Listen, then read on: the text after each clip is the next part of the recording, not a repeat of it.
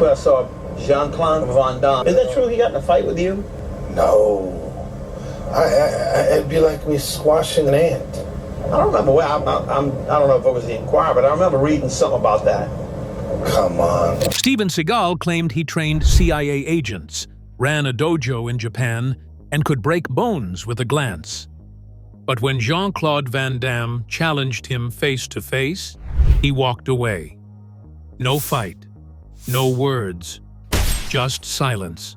Again, like with Steven, like he's never fought anybody, so it's a different thing. You're performing, and again, he doesn't have to know how to fight somebody. Behind the scenes, stuntmen called him a fraud, and martial artists started asking, why has he never fought anyone ever? His legend might be built on lies, and Van Damme knew it. He should lose some weight so he can be a little more fast. What was real, and what was all just talk? Let's discover. The Myth and the Man.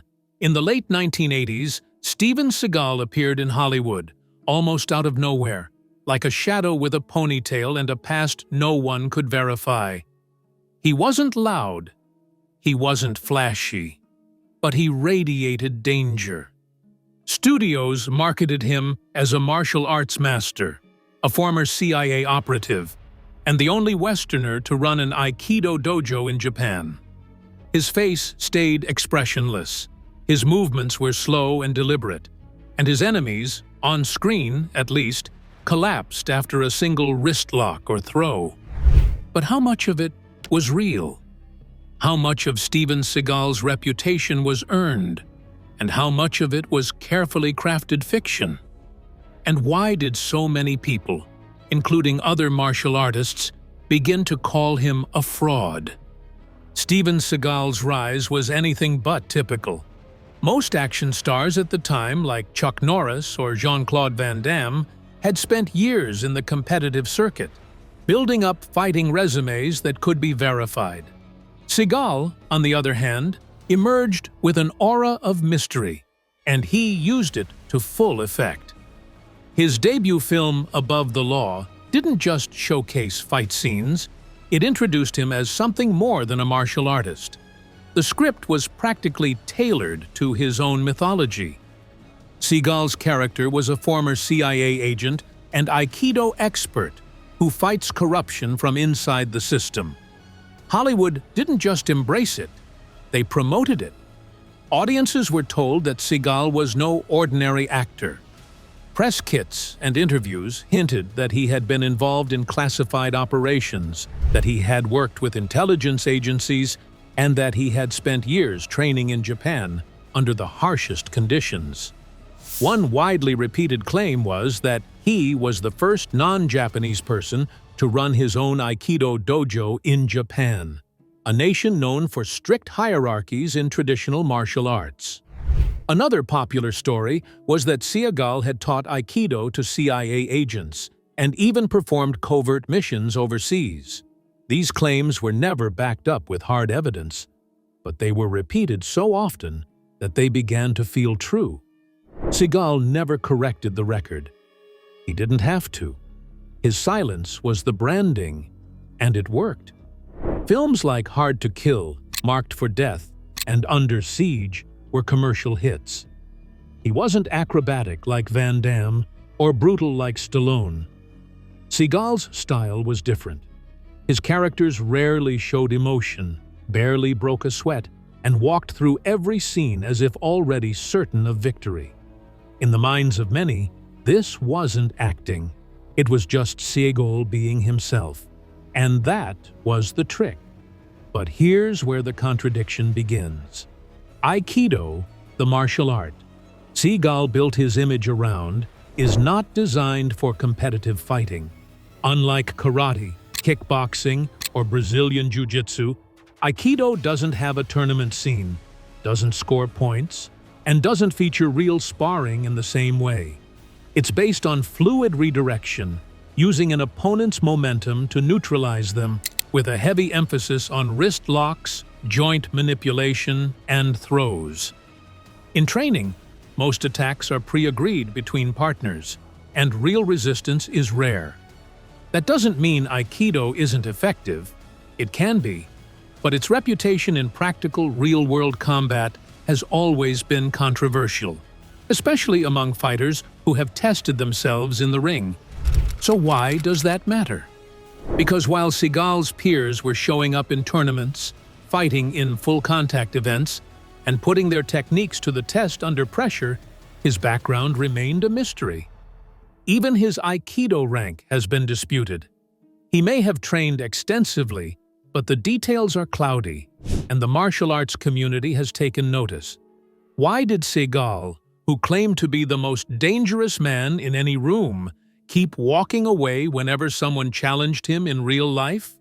And what happens when the cameras stop rolling and the myth can't protect you anymore? This is where the legend begins to crack. Seagal built a career on being untouchable, unknowable, and unbeatable. But as you'll soon see, when the legend was tested by people who actually knew how to fight, things started to fall apart, and what emerged was a radically different picture of Steven Seagal. The party that revealed a career built on lies. In the dim lighting of a mansion in Miami, surrounded by A-list action stars, free-flowing drinks, and more testosterone than a UFC weigh-in, something real almost happened. Something that could have changed how Steven Seagal was remembered forever. It was a challenge, and a real one. Jean Claude Van Damme walked up to Seagal at a party hosted by none other than Sylvester Stallone and said flatly, "Let's go outside." Just two men face to face, and one undeniable truth. Only one of them was ready. Steven Seagal ultimately walked away. That Miami party has become one of the most talked about non-fights in Hollywood history. Eyewitnesses, including Stallone himself, later confirmed what went down. Seagal had been boasting again, saying he could beat Van Damme without breaking a sweat. Only this time, Van Damme was in the same room. For years, Seagal had mocked Van Damme in interviews, referring to him as a ballet dancer because of his early dance training, and claiming his kicks were more for show than for combat. But what most people didn't know was that Van Damme had been listening. He remembered every word, and that night he decided to respond, not with a soundbite or a publicity stunt, but with a calm, direct challenge. The room reportedly fell silent. Van Damme said it again. "Let's go outside." Seagal smirked, tried to laugh it off, and then he left. Not just the conversation, but the entire party. Van Damme didn't let it go. He followed Seagal and repeated the challenge. And again, Seagal declined. It wasn't just a refusal, it was a moment of exposure. The man who spent years telling the world how dangerous he was had the chance to prove it in a private, controlled setting, and he chose to walk away. That single incident, unfilmed but confirmed by multiple reliable sources, did more to damage Seagal's reputation than any critic ever could.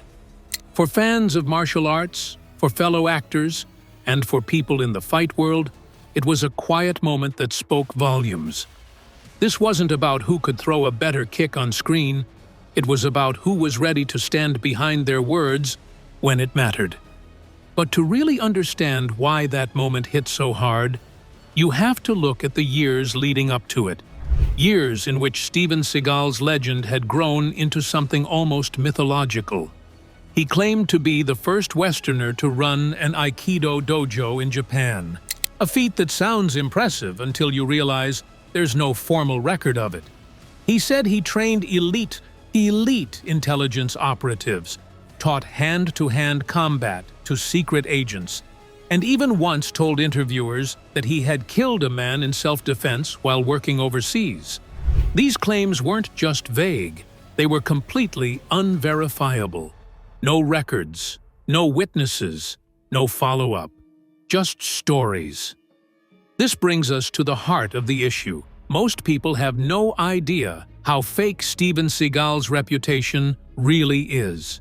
Because while Van Damme was earning trophies and bruises in full-contact karate tournaments across Europe, Seagal was telling stories that couldn't be fact-checked. The difference wasn't just in experience, it was in accountability. Van Damme's early career involved actual fights, real sparring, and a strict training regimen that translated directly into his on-screen style. His flexibility, speed, and athleticism weren't choreographed. They were real. And if anyone doubted it, they could pull up his amateur fight records, watch his training tapes, or see him perform in live demonstrations. Seagal's chosen martial art, Aikido, is a completely different beast. While beautiful and philosophical in nature, Aikido is a non-competitive art that focuses on using an opponent's momentum against them, often through wrist locks and controlled throws. It emphasizes fluidity and control, not direct confrontation. And in theory, that's admirable. But in practice, it's been criticized for its lack of application in real combat scenarios. There are no tournaments. There are no recorded bouts. And unlike disciplines like kickboxing or jiu-jitsu, Aikido's effectiveness is almost impossible to test under pressure, especially against a resisting opponent. That criticism isn't just theoretical. It came crashing down on Seagal in one infamous incident on a film set, where he reportedly claimed that no man alive could choke him out. Enter Jean Claude, one of the most respected figures in martial arts and Hollywood stunt work. According to multiple witnesses, Claude took Seagal up on the challenge and choked him unconscious within seconds. Seagal later denied the story, but the witnesses didn't. And Claude never bragged about it, which only made the story more believable. For many, that was the moment the illusion truly began to unravel. If Seagal was wrong about that, what else was he wrong about? What makes the contrast with Van Damme so striking is that Van Damme never needed to make up stories. His background didn't need myth-building. He had trained since he was a child, competed in real matches, and studied multiple fighting styles, including Shotokan karate and kickboxing. He even won the European Professional Karate Association's middleweight championship. And while critics occasionally mocked his flashy kicks or theatrical splits, no one questioned his physical ability. You could see it in every frame. There were no stunt doubles doing the work for him. He was the stunt. This difference between showing and telling became increasingly obvious as both men's careers evolved. Seagal's public persona relied on mystique.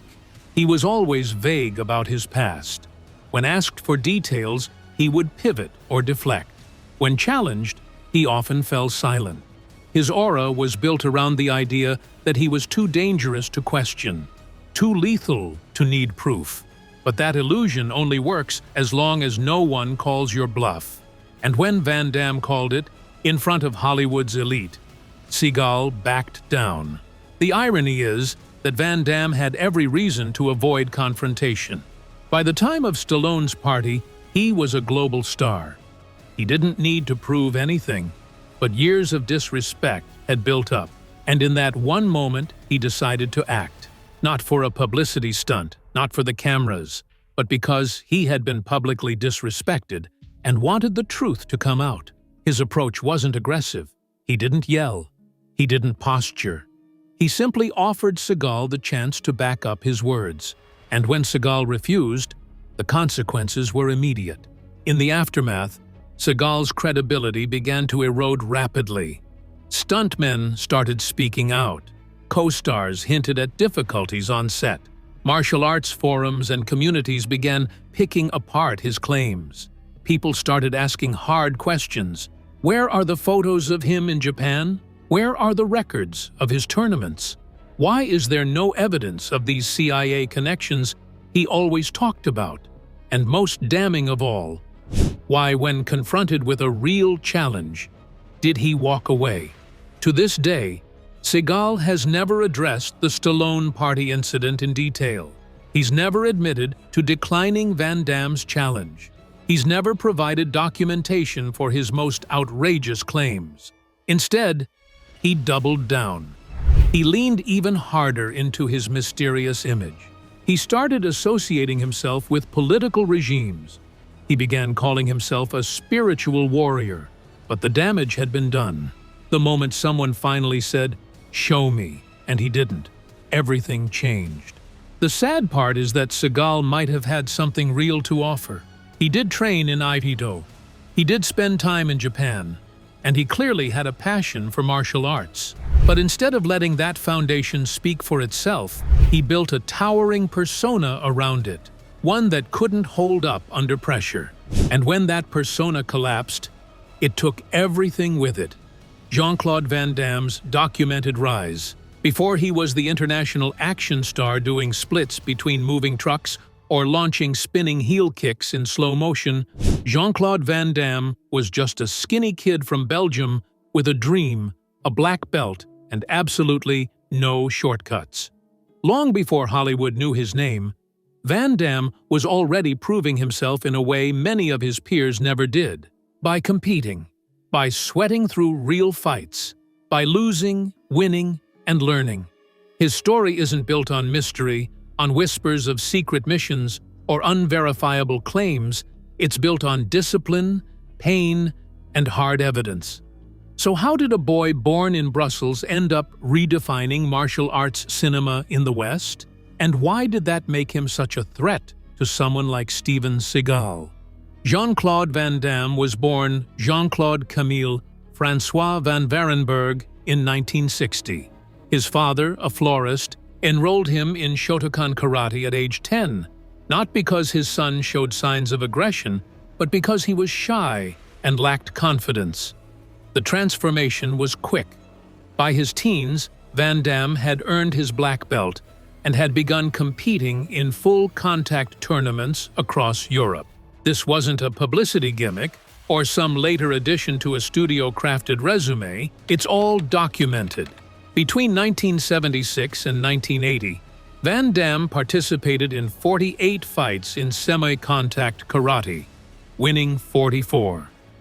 He also had a recorded professional kickboxing record of 18 wins, all by knockout, and just one loss.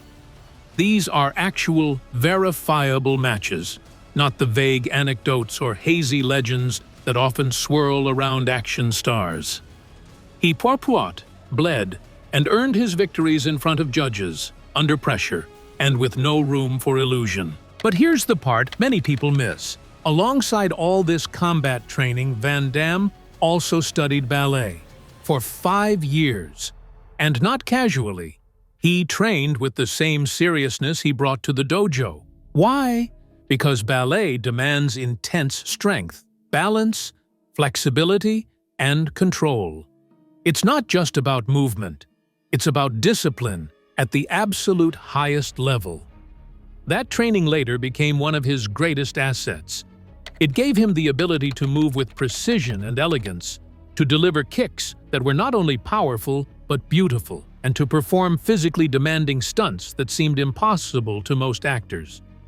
Yet instead of being respected for this, Van Damme was mocked, most famously by Steven Seagal, who referred to him as a ballet dancer in multiple interviews. The comment was meant to belittle him, to frame him as soft or theatrical. But what Seagal didn't understand, or maybe did and feared, is that ballet, in Van Damme's case, wasn't a weakness. It was a weapon. One of the biggest turning points in Van Damme's career came in 1988, with the release of Bloodsport. The film was loosely based on the alleged exploits of Frank Dux, a martial artist who claimed to have competed in a secret underground tournament known as the Kumite. Whether Dux's story is accurate or not is irrelevant here, because what Bloodsport really did was showcase Van Damme's physical abilities on a global stage. The camera didn't need tricks. It simply captured what he could do. Lightning-fast kicks, full body control, perfect form under pressure. Audiences around the world were stunned. Here was a man who didn't just act like a fighter. He moved like one. The film wasn't a massive critical hit, but it exploded in popularity on home video and in international markets, instantly turning Van Damme into a martial arts icon. He followed Bloodsport with a series of back-to-back hits that solidified his place in the action genre. In Kickboxer, he portrayed a man who travels to Thailand to avenge his brother's paralysis by mastering Muay Thai. The fight choreography was brutal, realistic, and raw, again highlighting Van Damme's deep understanding of striking technique. Cyborg came next, a post-apocalyptic sci-fi action film that leaned heavily on his physicality. Then came Lionheart, a gritty underground fight movie where he played a French Foreign Legion deserter turned street fighter.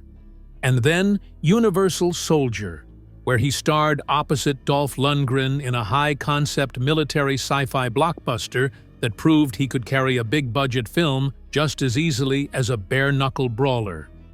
In each of these films, Van Damme brought not only charisma and athleticism, but a kind of vulnerability. He wasn't the invincible, emotionless tank. He was human. He could be hurt, but he always got back up. Unlike Seagal, whose characters were often stoic and untouchable, Van Damme brought emotion into his action roles. His characters didn't just dominate, they struggled. And that struggle made them relatable. You could see him thinking, you could see him hurting, but most of all, you could see the skill behind every movement. No one had to tell you he was a fighter. You could see it, frame by frame. It's important to underline just how rare this was. In the late 1980s and early 1990s, the action film landscape was saturated with actors playing tough guys, but very few of them had actual fighting experience. Most relied on stunt doubles, clever editing, or loose choreography. Van Damme didn't need any of that. Directors often let the camera linger on him longer than they would with other stars, because they knew he could handle it. His kicks didn't need to be faked. His punches didn't need to be sped up. He could deliver clean, precise strikes in real time, with the kind of control that only comes from years of competitive training. He was, in many ways, the bridge between the East Asian martial arts cinema tradition. Think Bruce Lee, Jackie Chan, Sammo Hung, and Western action film sensibilities. But with success came scrutiny. As Van Damme's fame grew, so did the comparisons. And that's when Seagal's comments started becoming more public. In interviews, he would downplay Van Damme's accomplishments, suggesting that his skills were flashy but ineffective. He mocked the ballet background, rolled his eyes at the high kicks, and repeatedly insinuated that Van Damme couldn't fight for real. But the facts didn't support this narrative. Van Damme's fighting credentials were documented. Seagal's were not. Van Damme had stepped into rings. Seagal hadn't. Van Damme had a record. Seagal had stories. There's another key difference here that shouldn't be overlooked. Van Damme never claimed to be something he wasn't. He didn't claim to be a secret agent. He didn't say he trained government assassins. He never needed to inflate his resume to appear legitimate. His skills were visible. His history was public. And his growth, both as a performer and as a martial artist, was ongoing. While Seagal was busy building a myth around himself, Van Damme was showing up, doing the work, and letting the results speak. That's why the ballet dancer insult never really stuck, because it wasn't true. Van Damme's movement, his discipline, and his ability to blend different physical training styles into a unique and effective whole made him one of the most versatile fighters in Hollywood. He wasn't just flexible. He wasn't just fast. He was dangerous. And most importantly, he was willing to be tested. That's what separates a performer from a practitioner. That's what defines legitimacy. And that's why, when Van Damme finally confronted Seagal in person, the moment hit as hard as it did. How the industry turned against Seagal. For years, Steven Seagal carried himself like a man above the rest. He wasn't just another action star, he insisted. He was something more. A martial artist with elite training, a spiritual warrior, a man with secret knowledge. But there's a problem with building your entire career around mystique. Eventually, people start asking questions. And once they did, Seagal had no good answers. The industry that once embraced him began to cool off. Fans started to notice cracks. Stuntmen began to speak more freely. And martial artists, people who could actually assess his skill, started asking the most obvious, most dangerous question of all. If he's so capable, why has he never fought anyone? The fall didn't happen overnight. In the early 1990s, Seagal was still riding the wave of success from films like Above the Law, Hard to Kill, and Under Siege. His on-screen persona was cold, controlled, and efficient. He rarely broke a sweat, rarely got hit, and rarely showed any emotion.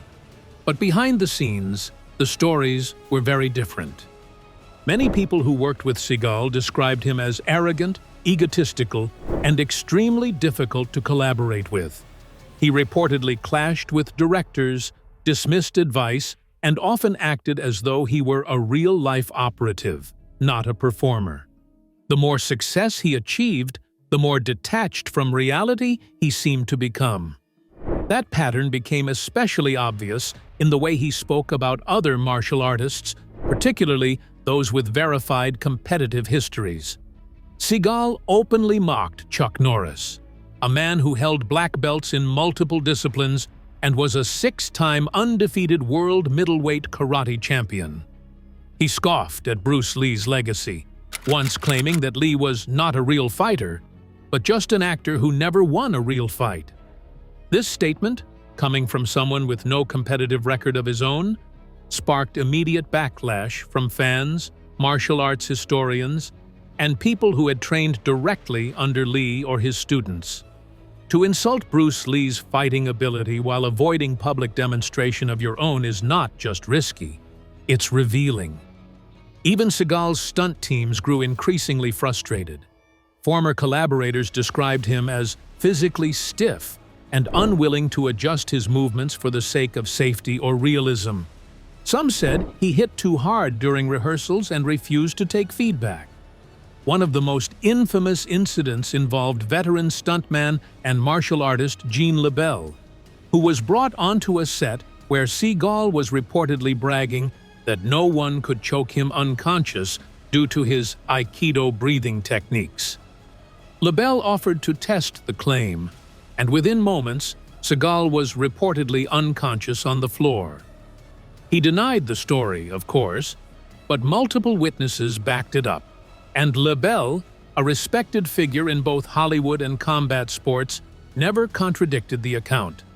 That moment became a turning point. It circulated widely in martial arts circles, and many started to see Seagal not as an elite fighter, but as a man desperately guarding a facade. This was happening while Jean Claude Van Damme was continuing to build a reputation based on real, visible ability. Van Damme never insulted his peers. He didn't claim to be the best. He didn't build a mythology around himself.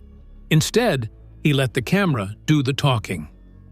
His films, from Bloodsport to Hard Target, showcased the kind of movement that only comes from years of physical training and competitive experience.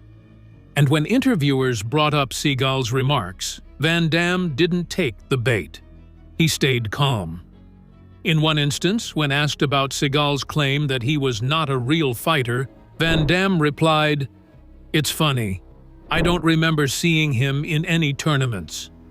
That was it.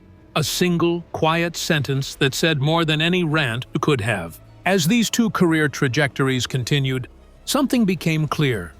Van Damme's credibility was based on proof. Seagal's was based on performance, and not the kind done on screen, but off it.